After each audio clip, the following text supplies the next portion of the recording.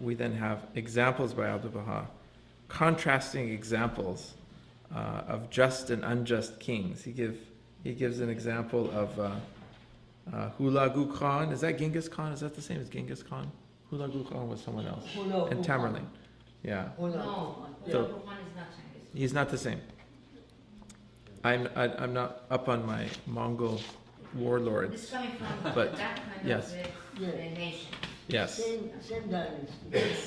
So he's referring. He's a good example. Oh, okay, we have Changiz. That's Genghis. Changiz Hulagu. Yes. So a reference to the Mongol warlords that basically toppled the remnant of the Islamic civilization in the East. Anyway, I mean, devastated entire cities. I mean, left not a single person alive. And contrasts this with praiseworthy qualities and greatness and nobility of Anushirvan, the generous and the just. This is a Persian king from the Sasanian dynasty, from the European Middle Ages. And so this is by way of highlighting justice and wisdom through contrasting examples. But even though he's talking about these unjust kings and the unjustness of their of the wars that they waged, Abdu'l-Baha says on page 70 at the bottom, again coming back to the sort of hard, not hard-nosed, but very sort of practically minded approach that he has. He says a conquest can be a praiseworthy thing, and there are times when war becomes the powerful basis of peace and ruin the very means of construction. And so that's sort of further to this outline of the lesser peace, which is not a piece of pacifism, but a piece which has sort of teeth behind it. So this takes us to the fourth of the divine commandments, and that is the fourth of the divine commandments being to be obedient to the commandments of his Lord. And by this, Abdu'l-Baha means or takes to understand that the reference here is religion. And this begins from pages 71 to 102, a major section of Secret Divine Civilization. For me, the most sort of interesting, meaty section. I mean, it's great all the way through, but we get into some really good stuff here when Abdu'l-Baha starts talking about religion. Because now we're getting really close to home. We know who Abdu'l-Baha is. Abdu'l-Baha knows who he is. This is 1874. I mean, Baha'u'llah revealed his cause 11 years ago, and gradually is becoming more and more known and more open. Letters to kings and rulers have been issued just in the last year or two. The cause is being openly proclaimed. The Kitab-i-Aqdas was revealed the year previously. And Abdu'l-Baha is not talking about any of this. He's talking, he's addressing people of Persia in very sort of secular terms. So now we get to religion, and how is Abdu'l-Baha going to deal with the question of religion? Here he's sitting on top of, the biggest religious, revolution in the last 1,000 years or so, and he's not mentioning it at all. Instead, he's taking a different sort of tack about religion, but in a way that if you follow the thread through to the end, it should, we assume, end up being a stepping stone to the recognition of the faith when you see it, although it's not introduced here in such terms. So how does Abdu'l-Baha begin this discussion of religion? Because he's arguing that ultimately religion is a source, if not the major and most important source of divine civilization. First of all, he says religion is the light of the world. And the progress, achievement, and happiness of man result from obedience to the laws set down in the holy books. Briefly, it is demonstrable that in this life, both outwardly and inwardly, the mightiest of structures, the most solidly established, the most enduring, standing guard over the world, assuring both the spiritual and the material perfections of mankind, and protecting the happiness and civilization of society, is religion. Now, of course, what does he mean by religion? Religion as the essential relationships that bind that emanate from the realities of things, or religion in terms of how we would define religion. You ask someone on the street today, you go down to the supermarket and you ask someone, well, what is religion? And they would say what they think it is. Is that the same as what we think religion is? A community of followers, sort of self-selected, that have some privileged access to salvation.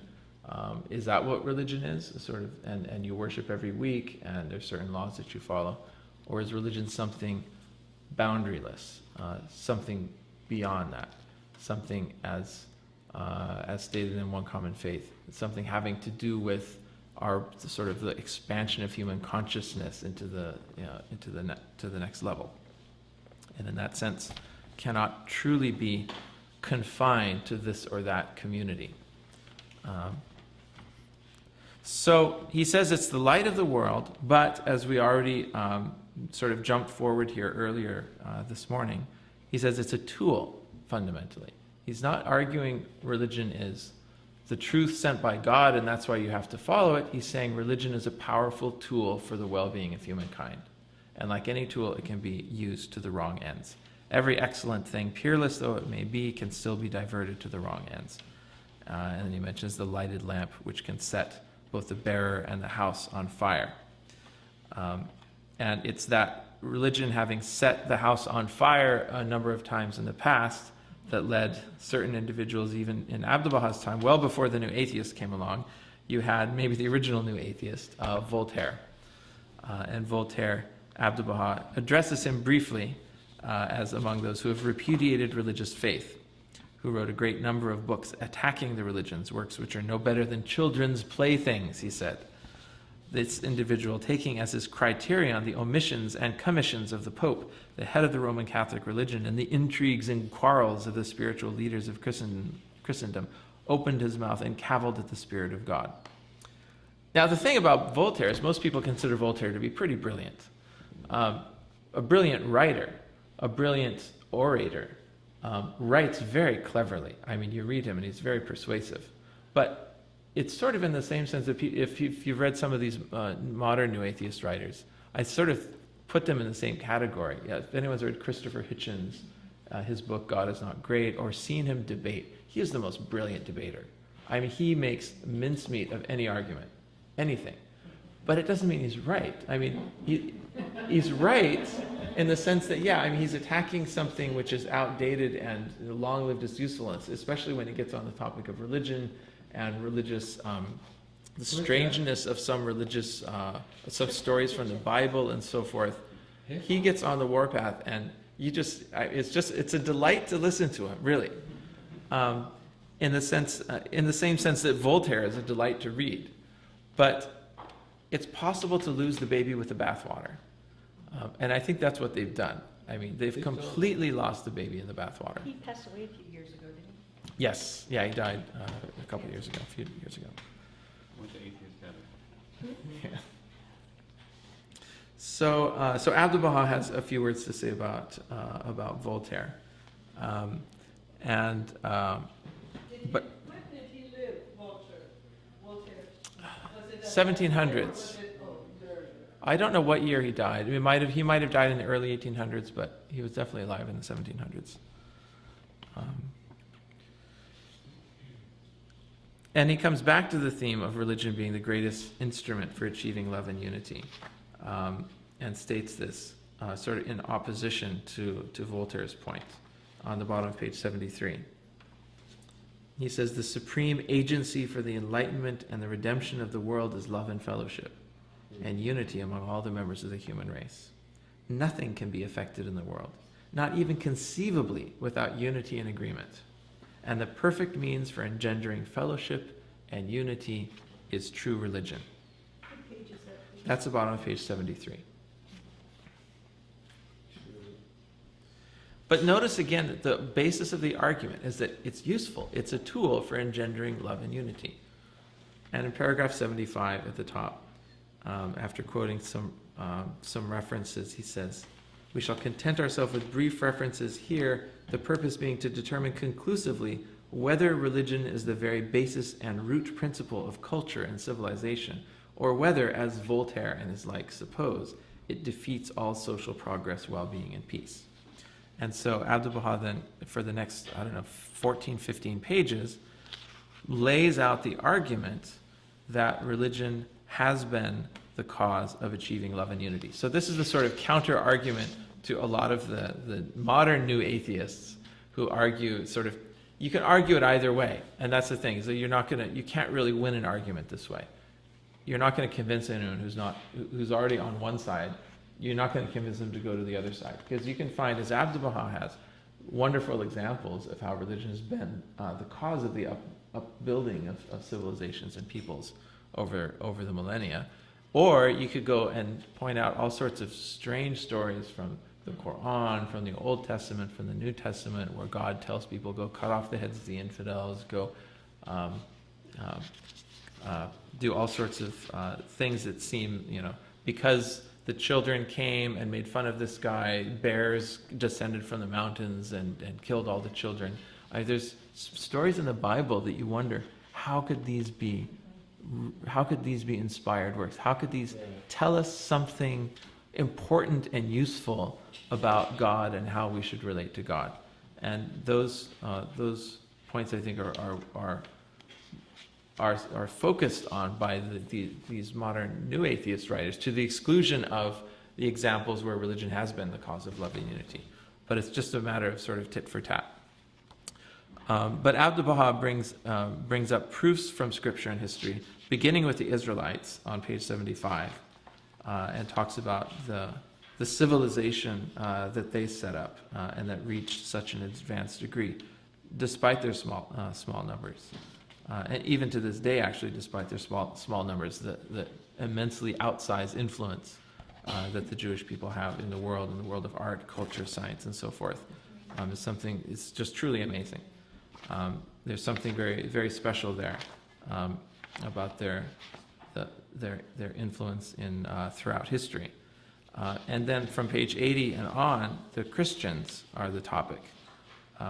Abdu'l-Baha summarizes his point at the top of page 80. Our purpose is to show how true religion promotes the civilization and honor, the prosperity and prestige, the learning and advancement of a people once abject, enslaved, and ignorant, and how, when it falls into the hands of religious leaders who are foolish and fanatical, it is diverted to the wrong ends until this greatest of splendors turns into blackest night. And that's the segue to the section on Christianity. Blackest night. Yes. So he talks about what happened in Christianity. He talks about the transformation of the believers in Jesus. He talks about Jesus, middle of page 82, delineating a special way of life which constitutes the highest type of action on earth. Such a great way of putting that.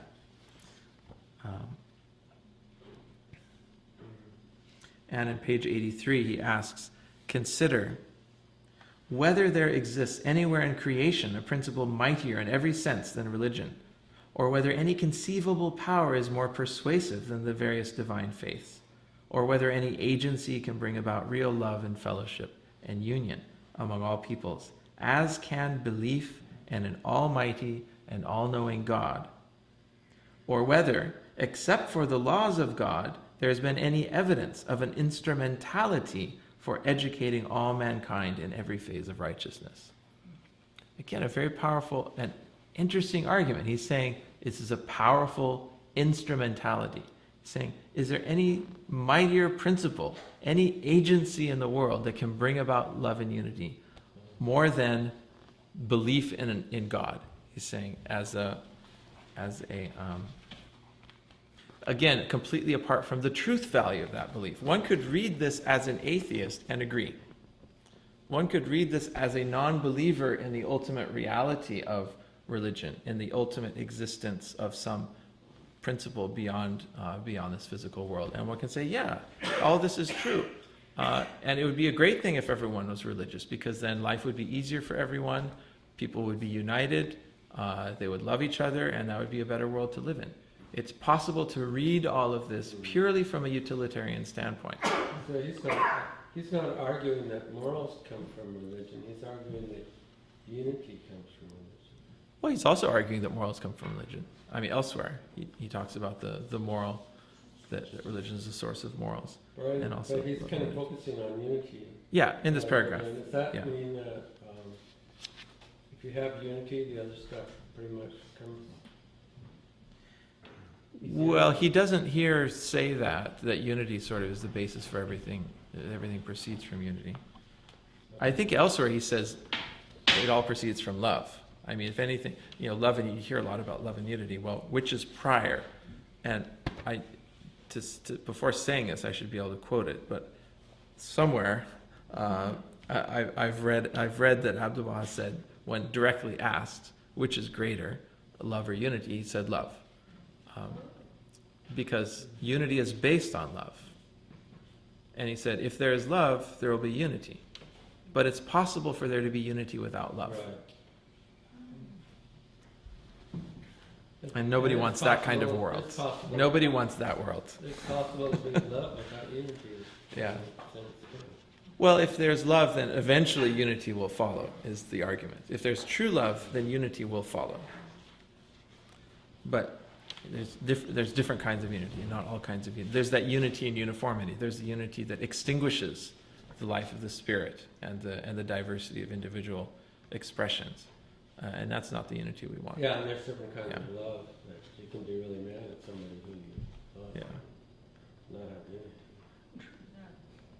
Is that love then? Yeah. I think it's Yeah, different okay. kinds of love. Okay. It's another topic. Yeah, another topic. So he says in the paragraph following, those qualities which the philosophers attained when they had reached the very heights of their wisdom, those noble attributes which characterized them at the peak of their perfection, the philosophers, would be exemplified by the believers as soon as they accepted the faith. So what took the philosophers, a lifetime of thinking about to get to, Socrates, great example. I mean, he reached a point, the life that he lived and the life of virtue that he espoused is pretty consistent, as far as I understand it, with the life of virtue espoused by the revealed religions. He was a philosopher. He didn't claim that this knowledge came from divine revelation. But he came to similar conclusions. Maybe because the divine life, the life of virtue, is not just some arbitrary set of do's and don'ts, but it arises more fundamentally from the structure of things. So Abdu'l-Baha here says that those qualities which the philosophers acquired sort of through the lifetime of philosophizing would be exemplified by the believers as soon as they accepted the faith. There's this sort of transformative power that religion has. That's what makes it such a powerful social force, is that people are changed by it. People are transformed by it. It's a leaven that leavens the whole. It was, as ye have faith, So shall your powers and blessings be. This is Yeah. balance, this is the balance. Yeah. Yes. Sometimes he talks about the immaculacy of mind. The what? The immaculacy of mind. Immaculacy of mind. Yes, and he actually starts. And that, when Yeah. you say love and unity and all these essential qualities, it's very fascinating because mind, how we know it now is kind of been more delineated into something smaller. Yes. But the way I understood it, it's a very kind of high rising, very, very noble quality, which Yes. is actually a unity virtue, the immaculacy of mind. Yes. Mind, body, spirit, Yes. and heart, everything contained in that. I think Yes. he broke it down into The what of mind? Immaculacy of mind. Immaculate? Yes. Immaculacy. Oh, that's- Really clean. Oh, Immaculacy. thank you. Yes. Yes. Yeah, it's a beautiful phrase. And Smart word there. and Abdu'l-Baha actually begins just the first couple of pages. The exordium of the book are a description of the power of mind and sort of praising this power of the mind. Okay, so this is in the middle of Abdu'l-Baha's, of the section where Abdu'l-Baha gives Christianity, examples from Christianity of the power, the transformative power of religion. And then from page 87 on, we move then to Muhammad. And he describes this amazing civilization that appeared so quickly after the revelation of Muhammad. I mean, within 100 or 200 years, it had reached this apogee that, it took Christianity centuries to sort of, for it to have its own sort of renaissance and a sort of a civilization really efflorescing under its direct influence. Whereas with Islam, it was a sort of it burned more rapidly and burned out more rapidly, one could say. The flame was very intense, but it burned out more rapidly, so that within a few centuries afterwards, it was already in this long, slow decline. I mean, centuries-long decline, assisted by the Mongols and others, and still in its sort of lowest, or lower, if not lowest ebbs, even today, as a social force in the world.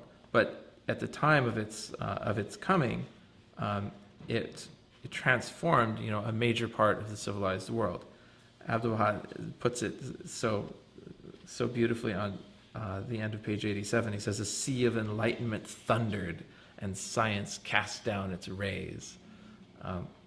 That's one of the wonderful things that came with the revelation of Muhammad, was a real sort of appreciation for the knowledge of the ancients, the ancient Greeks, for example. And one of the things the Muslims did, a great service they performed for civilization, was rescuing the knowledge of the ancient Greeks from destruction. I mean, they located manuscripts of Greek philosophers, Greek sciences, and so forth, and translated everything they could find into Syriac and into Arabic, thus preserving it for the West. So a lot of what we know about the ancient Greeks, although not all of it, a lot of what we know about ancient Greek philosophy and science comes via Arabic, because it was the Arabs who rediscovered that knowledge, translated it into their languages, and then from there it was translated back into Latin, and then into English. So there was this whole movement of knowledge through Islam into the West and into Europe. And it was really, arguably, and actually Abdu'l-Baha even makes this argument on page 89, arguably that it was that influx of knowledge which was mediated through Islam, and of course Islam added to it as it translated and passed it on into Europe, that influx that sparked the European Renaissance. Abdu'l-Baha says it this way. He says, in the early ages of Islam, the peoples of Europe acquired the sciences and arts of civilization from Islam as practiced by the inhabitants of Andalusia. So it came via Spain. A careful and thorough investigation of the historical period will establish the fact that the major part of the civilization of Europe is derived from Islam. For all the writings of Muslim scholars and divines and philosophers were gradually collected in Europe, and were with the most painstaking care weighed and debated at academic gatherings and in the centers of learning, after which their valued contents would be put to use. Today, numerous copies of the works of Muslim scholars, which are not to be found in Islamic countries, are available in the libraries of Europe. And he goes on. Abdu'l-Baha doesn't mention this sort of passage of what was originally European, Western knowledge, the philosophy and science of the Greeks, via Islamic civilization. But that was another factor in the sparking of the Renaissance. But he goes on at some length, starting on page 89 and taking us to page 94, on the impact of Islam on European civilization, sort of further to that point. And that brings us to the paragraph at the bottom of page 94, where he gets into the real interesting heart of the volume, if I could identify any heart of the volume. This point about religion. He's already made the point that religion is a source of spiritual and material perfections. He says at the bottom of page 94, the religions of God are the true source of the spiritual and material perfections of man, and the fountainhead for all mankind of enlightenment and beneficial knowledge.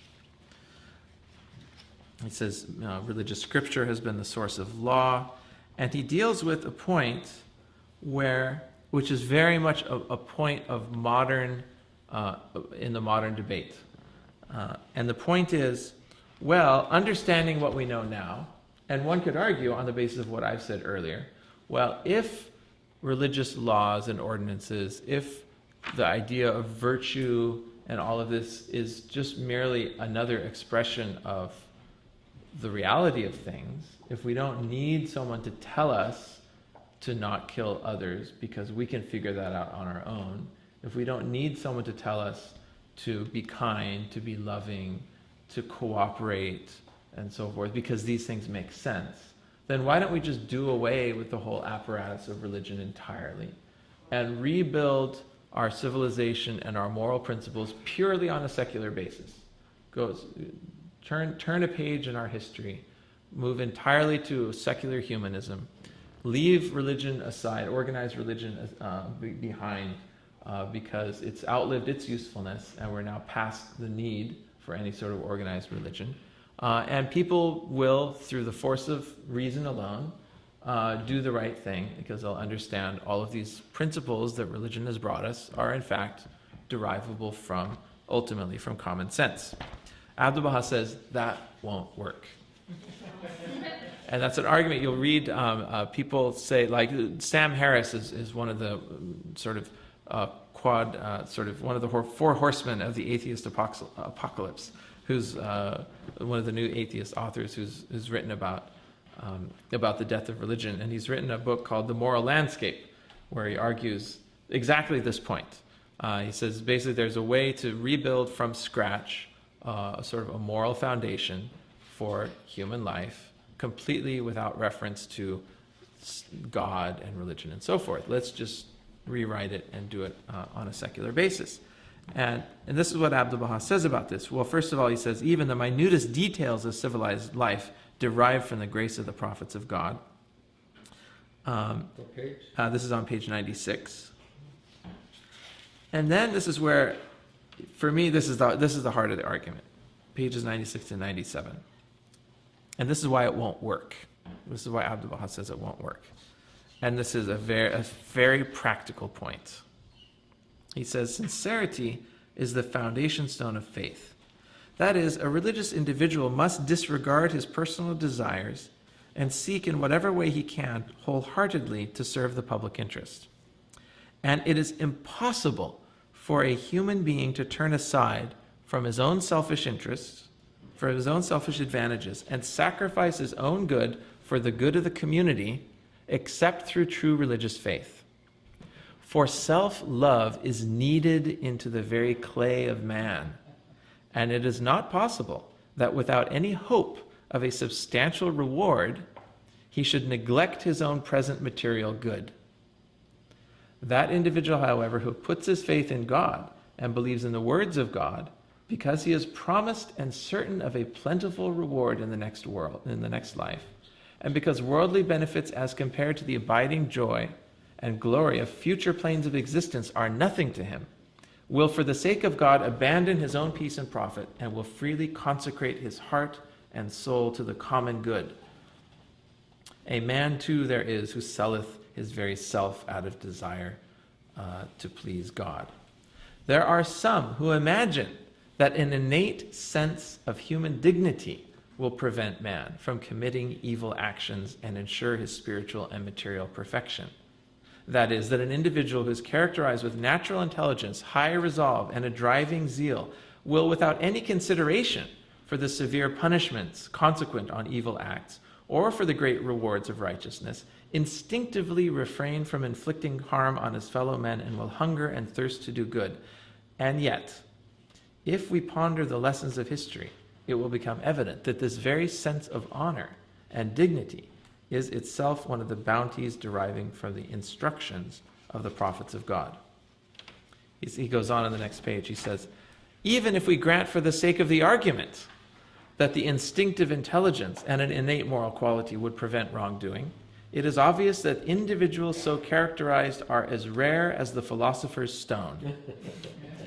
An assumption of this sort cannot be validated by mere words, it must be supported by the facts. Let us see what power in creation impels the masses towards righteous aims and deeds. And he sums up his argument in a few sentences. It is religion, to sum up, which produces all human virtues, and it is these virtues which are the bright candles of civilization. Amazing. So what is he saying here?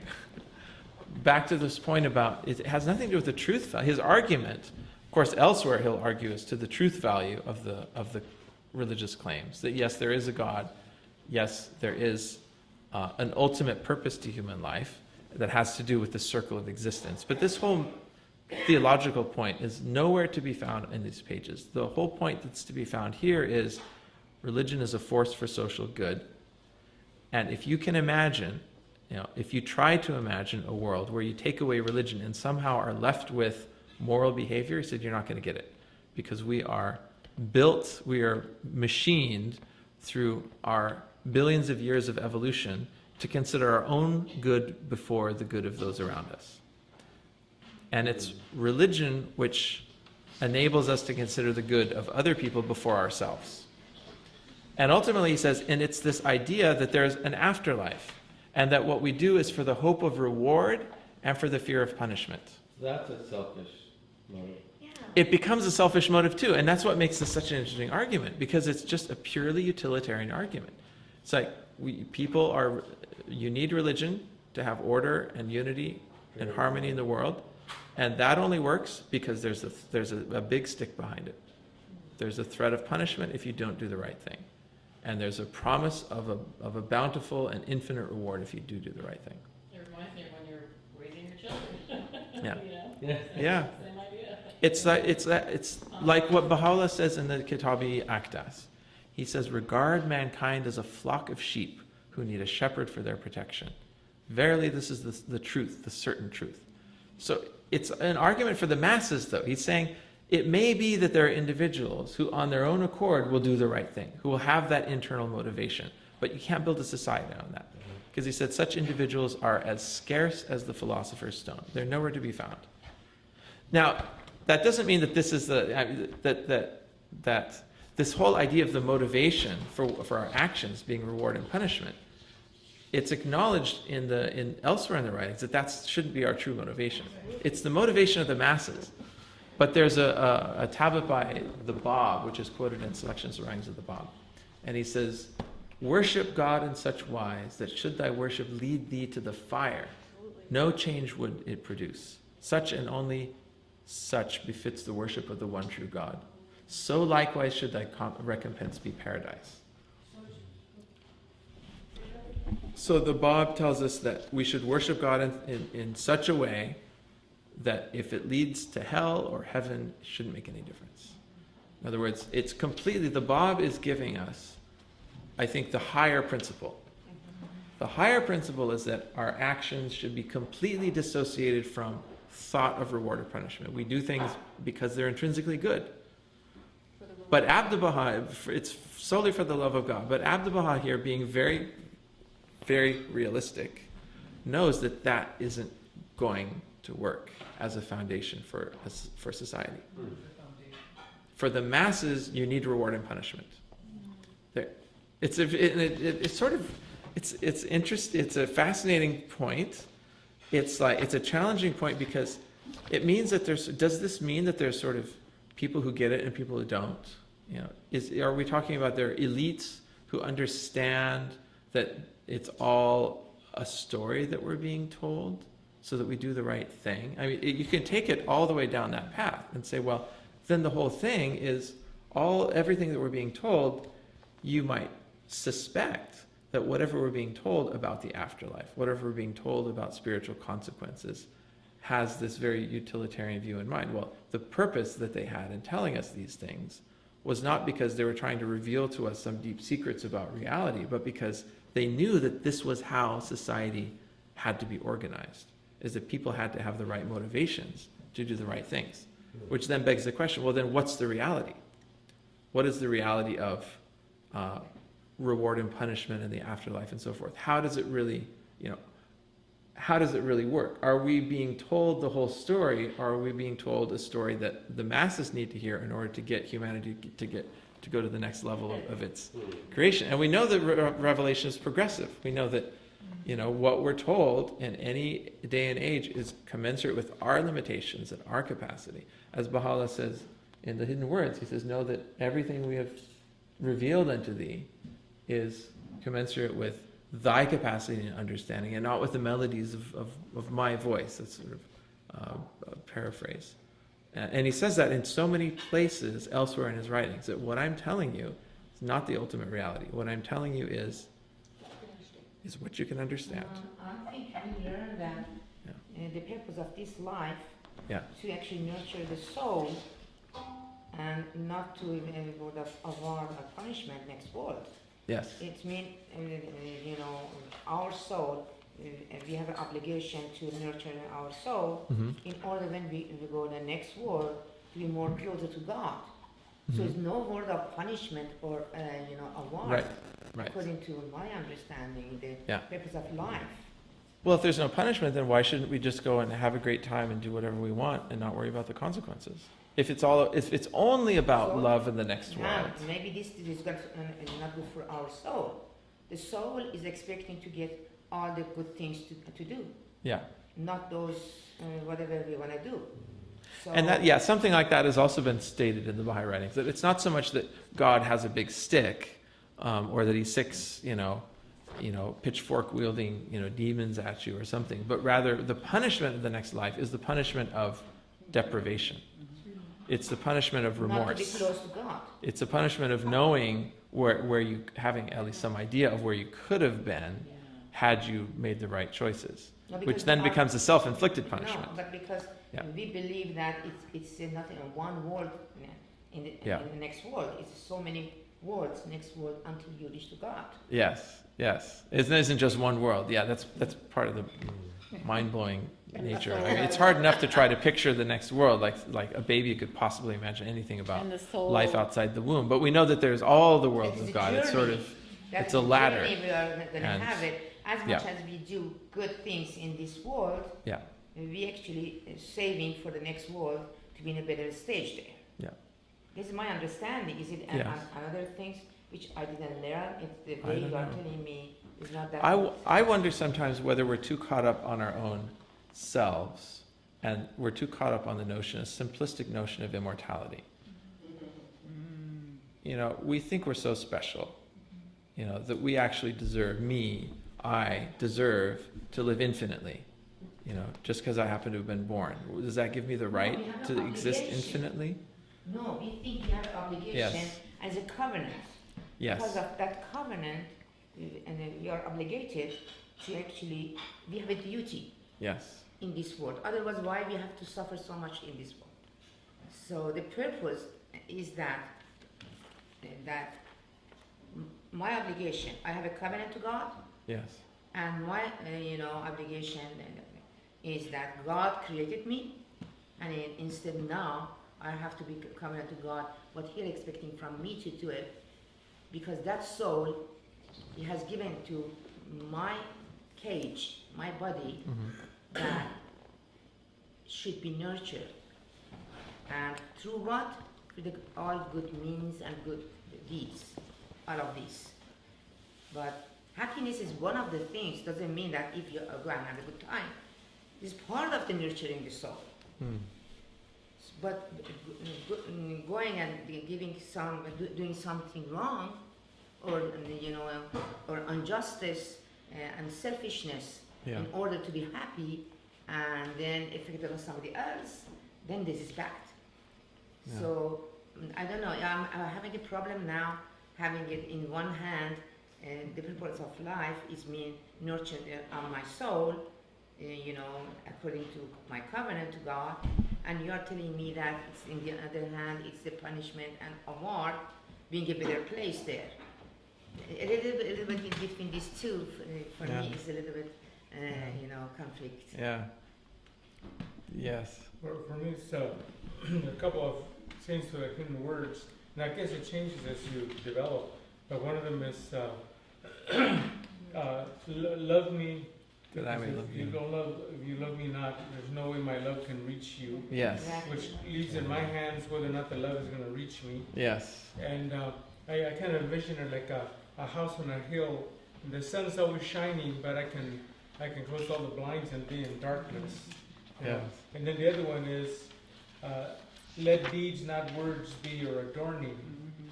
And then finally is God's, Baha'u'llah's admonitions for us to, our central purpose is to teach the faith. Hmm. You know, and so if we just live, we go and worship a little bit, and then we just forget about it and don't share it with anybody, and so on. Well, that's the style of the old religion. What is that actually he's asking us is when go and teach is part of those covenant which Right, has yeah, been right, given to uh-huh. us. Right. We Yeah. have to do those things. He's asking us to do it, and our duty is to go and find out what God is expecting from us. And then finally, to prefer your neighbor to yourself. Yes. I mean, they're pretty clear. That. There's this great letter of Shoghi Effendi in relation to how much are we focusing on ourselves, how much do we focus on others. He says the more we seek to find ourselves, the more we lose ourselves, and the more we strive to, this is a Like bad that. paraphrase, the more we strive to serve, our neighbor, the more we, in the end, discover ourselves. And he says this is one of the great, secrets of life. This is great. There was something on the radio as I was driving to work the other day, and it got my attention. They did some kind of a poll, I don't know how many people, and so people had to call in with the answer, and you won something if you got it right. What is the one single thing that gives people the most happiness? It's to give. Yeah. And besides, Yeah. forgive as well. It's not only giving something, but giving. Yes. That is the Yeah. big step if you can do that. Yeah. Yeah. To detach yourself from selfishness. Yeah. That is more difficult than to just give.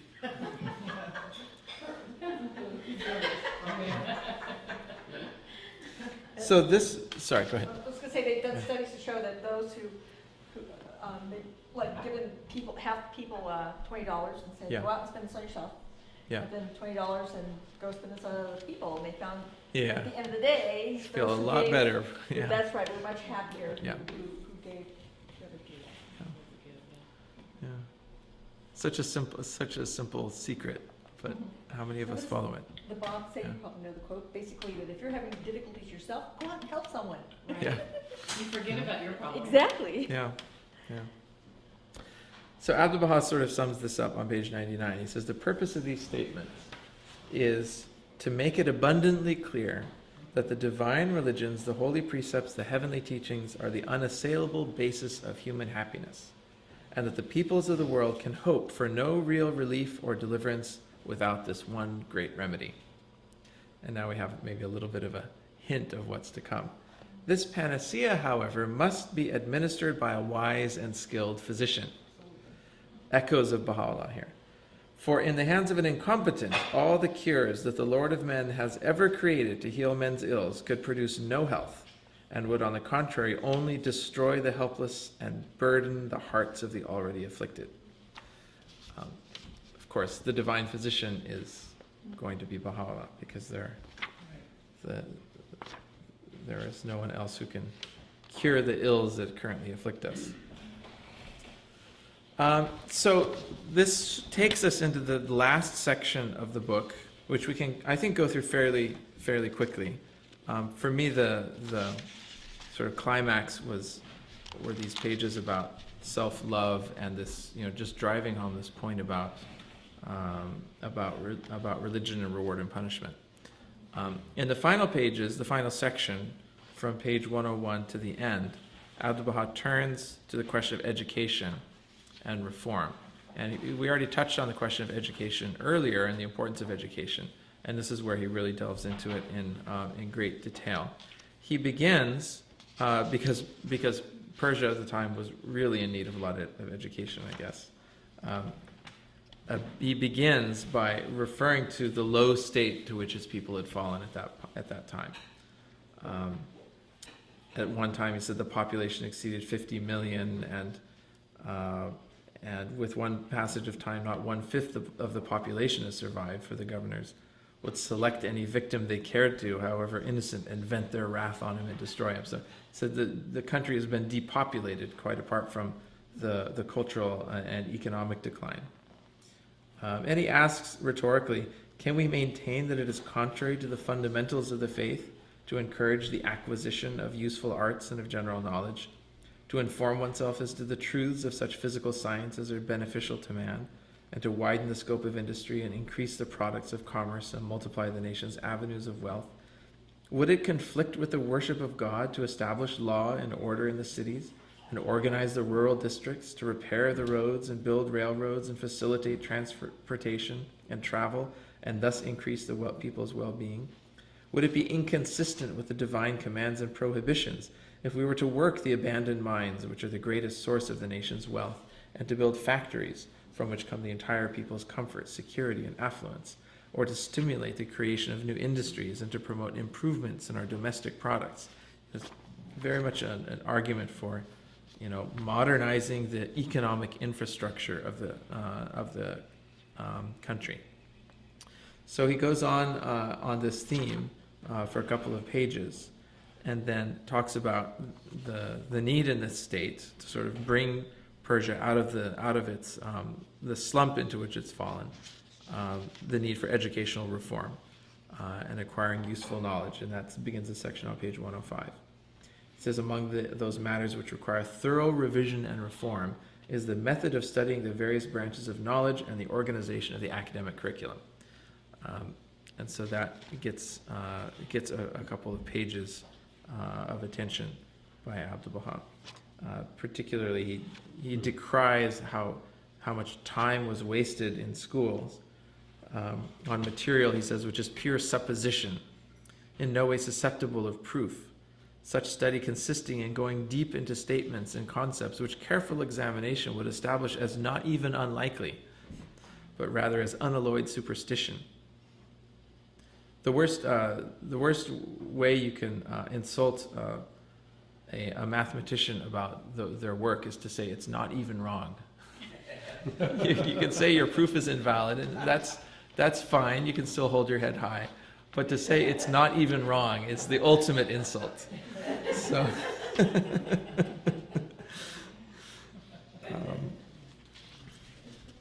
Abdu'l-Baha refers to maybe developing a further point about education and educational reform in a second volume. This comes at the very bottom of page 106. And although he didn't write an entire volume on this, he did leave behind in numerous tablets outlines for educational reform at the grade school level and beyond, and spoke at length on the topic.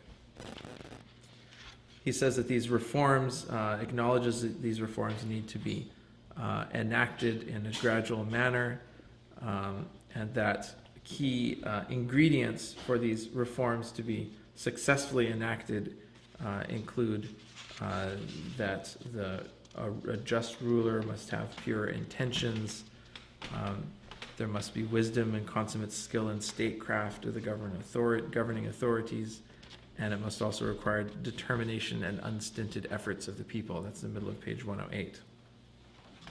He says that this is the most urgent requirement, this promotion of education, page 109. He says the publication of high thoughts is the dynamic power in the arteries of life. It is the very soul of the world.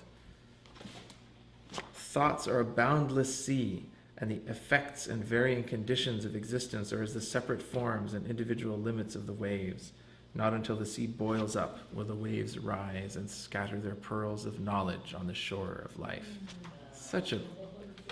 So beautiful. What page? That's pages 109 to 110. It's no more beautiful way of advancing the cause of knowledge and education than through such words. How old was Abdu'l-Baha at this age when he wrote this? 34 years old, 31 years old, sorry. He was pretty young. He was pretty young, yeah. He gives an example of China's weakness on this account by not promoting education enough. And he just about concludes, we're on the last couple of pages, he concludes by reiterating the need, pages 112 to 115, to borrow ideas actively from other cultures.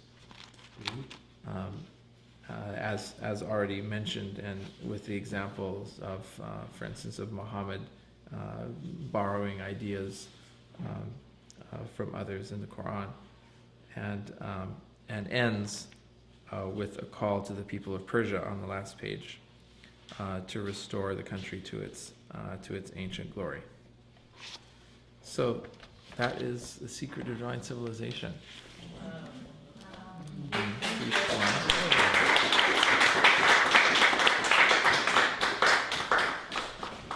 How was this received? How was this That's book a great question. What is it? How I- was this book received? Yes, I don't know how it was received. I don't know how popular it was. I don't know how big of an impact it made. I don't know if it was written about in the media of the time, if it was discussed in government circles. It's a great question, and I don't know if even historians would know much. It was addressed to the people of Persia In whole. as a whole, yes. It wasn't addressed to any individual. This is a general epistle to the people of Persia, to the leaders, and to the people as a whole. You don't know if it was disseminated or... I don't know how it was disseminated, under what conditions it was published, how it was shared. Well, of course, how it had a call Yeah. for this, to our Persia. They shared it through fireside with the non-Baha'is. And some, owners of thought, they read it, and it had some influence on, in some respecting of government, agencies, but not the whole lot. Everybody in one place, they try to do some peace work and improve the condition of the country. But then war came, World War II. And the father of the Shah closed Baha'i schools on the account of why they closed on Baha'i holiday. He went with his cane and knocked the door and said, close this school. Like that. He knocked the door and said, close this school.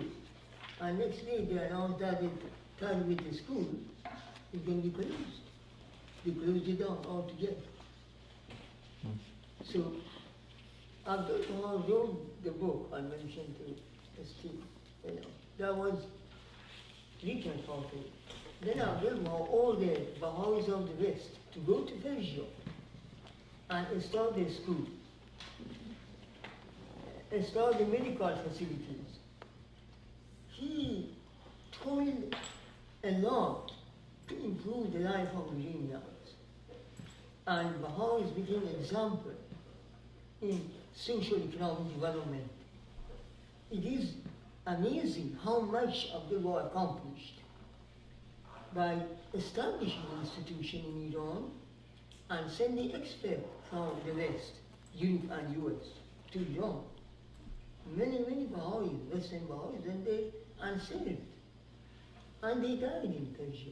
But the prominent people, like ministers and this and that, in Iran, they were graduated from the same school, which Reza Shah closed it. Yeah, So this it's is their amazing result. Yeah. that how those people later on says, look at that, this minister or this prominent person, where is it? From that tarbiyat school. Tarbiyat means education is to the main school. It's amazing. Yeah. And the The same sisters school has of the been Shah, closed. they graduated from Baha'i school. But yet, he submitted to the will of clergy, the Reza Shah. And he didn't have a strong will to withstand with them, even though he did most of the time. He closed the Baha'i schools. And that was it. Well, one of the things, the beginning of this book, that it was mentioned, that it is the society and the community must come together Together. to make something to move forward. When the community rejects it, then it suffers, and of course, they don't know they're suffering. That's the problem. And I think the beginning of this book, at the beginning, when you said, is Abdu'l-Baha, and I have to read this over and over because it's the religion and the concept or the idea of religion cannot seem to penetrate in the hearts and minds of people until the people are ready for that. Is that, did I get that basically? It's certainly consistent with what Abdu'l-Baha was saying. Yeah. But you know that the Shah of Iran twice has been rejected the peace message. And the Baha'is of Iran, they were so worried that the consequences of that action. And he was worried about the mullahs, what they're going to actually react. Although he was trying to be, fast growing country that time when he was trying to be modernized and go to the modernization. But in the meanwhile, he was a religious man and he was scared from the mullahs. That's why he did reject it. Although his own doctor was a Baha'i, he was not trusting anybody else. Did he reject it? I don't I know. had never heard of this, that the Shah of Iran Twice. rejected the peace message. Twice, and then NSA of Iran, tried to reach it, and he rejected it twice. He stepped down. Sorry? After the revolution, of course he lived in Panama. I mean, the peace message was 85, right? Yeah, so. So there's a time. No, I know that. I know it. The time before the revolution happened. There That was time- no peace message There at was no that peace time. message then. Not the peace message, the law of the king, the tablet of king. Sorry, I made a mistake. Tablet of king, they wanted to give it to Shah, and twice rejected. I'm so sorry, I said peace message. Twice. Lohe Sultan, Lohe Sultan. the one that Yes. Badi tried to give to the Shah Yes. back in 1870s. Yes, And yes. it was, And then twice they asked for the meeting to go, and then when he found out what is the reason, he didn't accept their present. I think So he that's something refused we it. need to research and No, it is get true. us find When I was in information. Iran, it was Because I do know there were several incidents where the Baha'is were asking for help during one of the coup d'etat or in 50, when the Baha'i house of worship, when the Baha'i center was being demolished, and he did not know what to do because there was a mob that was out there no, to it was a destroy time of it. the Baha'i Center has been destroyed. It was a time of Shah and Hoveyda, which grandfather was the very good Baha'i, which the is in the cemetery in Israel. But his father participated in all those activity in politics, has been actually removed the voting right, and then he was not favor of the Baha'i in Iran, the minister. But the Shah twice they asked for the going, and through even the doctor's Shah, Mr. Ayadi, they tried to reach him to present this, and he rejected. Well, I think that I did hear this from Mr. Furitan, that when the Shah refused to send help for the protection of the Baha'i center in Hazrat al-Quds, and then the Guardian had said that he's finished. Yes. He's finished. But other than that, I had not heard of this, and I think these are I probably was in Iran and I was- hearsay, and we need to research this. Yeah, we need to research this. And the family of this, some of these historical aspects, it may really have happened, but because the families are still alive and people are affected, some of these information are not readily publicly available. And so it is best No, not it to. was not a speculation about really religion somewhere, but that was the fact. If you go and give something and that the person rejects it, it's obvious there. But really doesn't come and make a written statement in the media or something. No, nothing happened like that. But I mean, just they gave it and not even rejected it. It mean even didn't ask, give an appointment. Well, let's do this. Yesterday I was reading a tablet by the Baha, where it is in a book published called The High Prayer by the Baha. And I had never seen this, where he is he's crying, all the ill things that have happened. And he goes through chronological age. At this age I did this, and at this age I did that. And if we have time, we can read it. It's a couple pages. And but if not, I will bring you the reference to it. So just give me 2 seconds, and If I may add something, related to the book we just studied, the beloved master wrote a prescription, which is here. He initiated and carried out many social economic development projects based on the book in Iran, and then he was able to get inside the Iranian government and move official up, down, in, out. Make this plan to work and make the life very easier for Baha'is. He was quite involved in the affairs of Iranian government and made quite progress until the king gave up his power and listened to the clergy, and the World War II came. So these are the 3 fundamental steps. you know what? I'm not going to read this tonight, but it is called Prayers from the Baha. It is really, really precious. It's really, really precious. This last prayer by him, where all the time he's praising God for all of the things that has happened to him. He talks about Maku. He talks about in all of this in this prayer. It's just beyond my word that I can say. Can we ask the Sam who wants to chant another prayer? Who? Would you like to? Sam? Yes, would you like to chant? Yes, مناجات کتاب مناجات میخواین؟ میاری؟ بیارم؟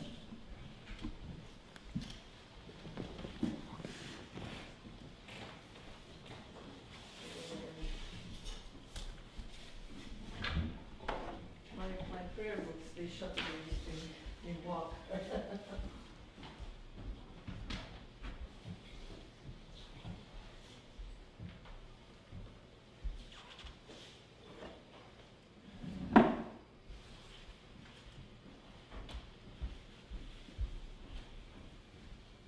این میخواین یا این خیلی کوچیکه برای این فارسی با که مناجات هسته تر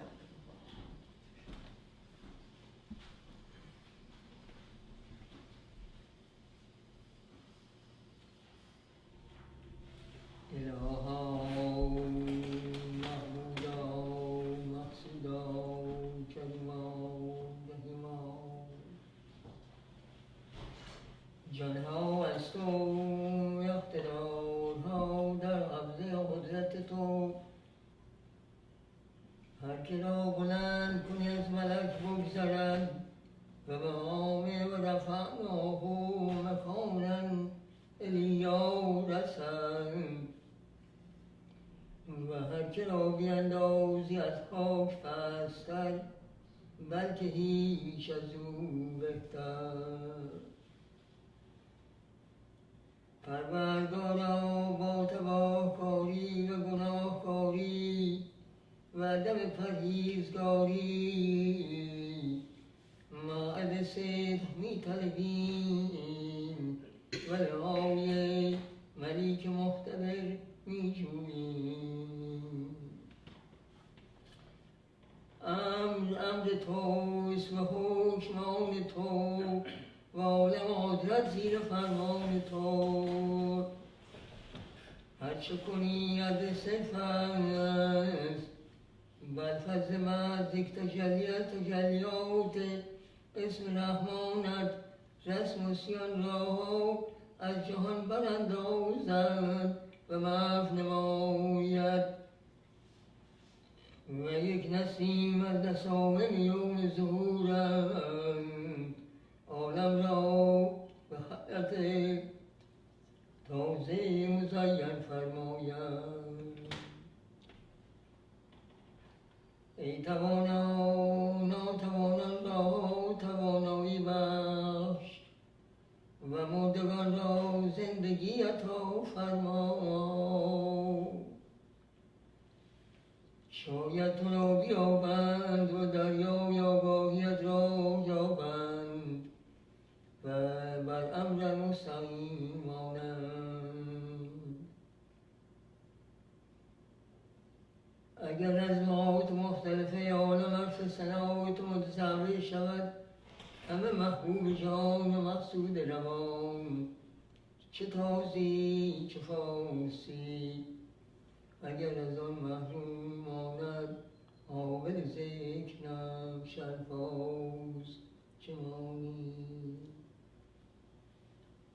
ای پروردگار از تو می طلبیم کل را راهنمایی و هدایت فرمایی. توی عادل و توانا و عالم و بینا.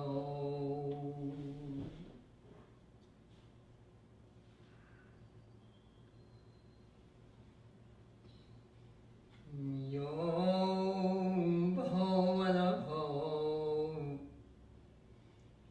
یا بها و لبها یا بها و لبها یا بها و لبها یا بها و لبها یا بها و لبها یا بها و لبها یا بها